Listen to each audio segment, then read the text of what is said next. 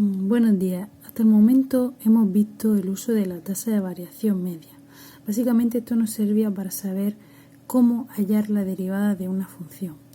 En la práctica, para hallar las derivadas, lo que se hace es aprender una serie de normas con lo que es más fácil de resolver las derivadas en lugar de tener que calcular o hacer el cálculo de la tasa de variación media.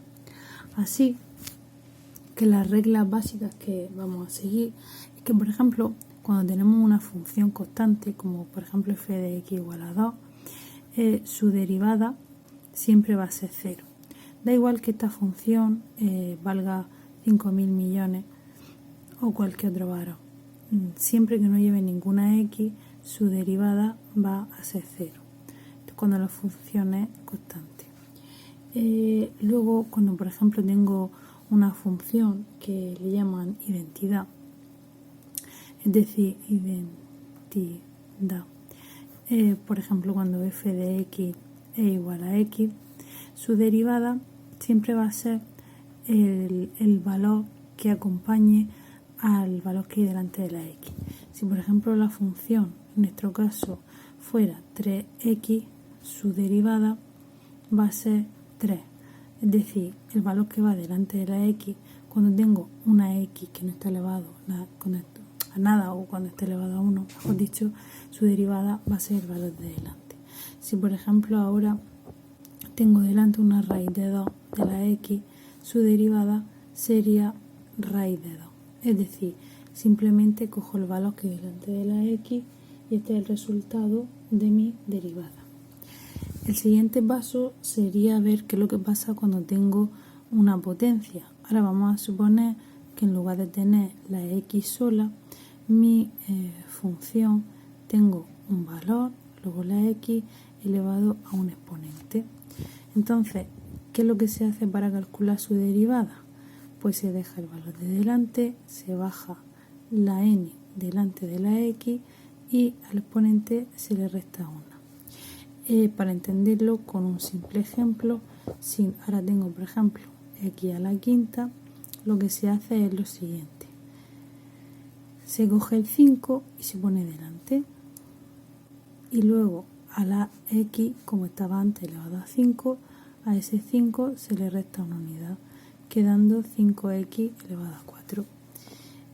Si por ejemplo en lugar de tener un 5 tuviera un 10, su derivada sería poner este 10 delante y al exponente restarle 1, quedando 10x elevado a 9.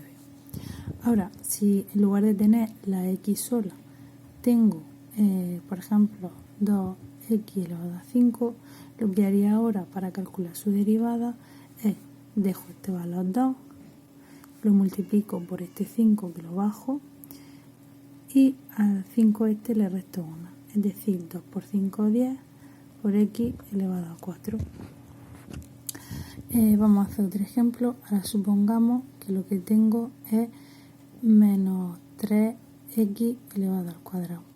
Lo que pasaría para calcular su derivada es que pongo el menos 3 delante y ahora el 2 este lo bajo multiplicando al menos 3 y al 2 que está arriba le resto una unidad. O sea, menos 6x elevado a 1, que es menos 6x. Ahora vamos a suponer que el exponente es negativo. Pues se hace exactamente lo mismo. Dejo mi 2 abajo y ahora lo multiplico por este exponente que baja entero con signo negativo. Y a mi menos 5 le resto 1, quedando menos 10x elevado a menos 6. Recordaros que cuando yo tengo una x elevado a un exponente negativo, esto es lo mismo que si yo este exponente negativo lo pongo en la parte de abajo pasa a ser positivo. Por lo tanto, esto podría quedar como menos 10x elevado a 6. Porque ya digo, cuando aquí tiene exponente negativo, lo puedo pasar abajo con exponente positivo. Entonces, ¿qué es lo que pasaría ahora si yo tuviera f de x igual a 5x cuadrado menos 3x más 2 y quiero calcular su derivada, pues primero tendría que calcular la derivada de este primer sumando, pongo el 5 y lo multiplico por este 2 que baja adelante y al 2 le resto 1. A continuación pondría el signo menos, pondría el 3 y como hemos visto cuando tengo una x es como que se va la x y se queda solo. Y con el 2, cuando hago una constante, hemos visto que su derivada siempre es 0.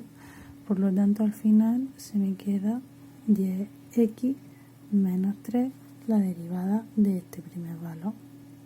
Ahora veremos esto más tranquilamente. Otras derivadas que nos pueden hacer falta son las de las funciones trigonométricas, exponenciales y logarítmicas. Entonces, las más comunes que se usan a vuestro nivel es cuando tengo f de x que es igual al seno de x, su derivada es el coseno de x, cuando la función es coseno de x, su derivada será menos seno de x. La del exponencial también es muy importante. Cuando tengo e elevado a x, su derivada será e elevado a x. Y cuando tengo la del logaritmo neperiano de x, su derivada será 1 partido de x. Cuando en lugar del logaritmo neperiano tengo un logaritmo en una base normal, por ejemplo, logaritmo a de x, su derivada será 1 partido de x por 1 partido del logaritmo neperiano de a. En este, cuando en lugar de la e tengo cualquier otra base, su derivada será esa base por el logaritmo neperiano de a. De esto podríamos poner algún ejemplo de este par de funciones. Por ejemplo, f de x a elevado a x, pues podría ser, por ejemplo, 3 elevado a x. De manera que su derivada sería, sustituimos la a por 3 elevado a x por el logaritmo neperiano de 3. ¿Qué es lo que pasaría ahora si, por ejemplo, tengo un logaritmo en base 5 de x? Pues si seguimos esta fórmula, su derivada será 1 partido de x por 1 partido del logaritmo neperiano de 5. Es decir, donde tengo una a, tendré que poner un número. Por ello aquí, donde tengo la a, tendré que poner el 5. Esto es igual para cualquier número que yo tenga.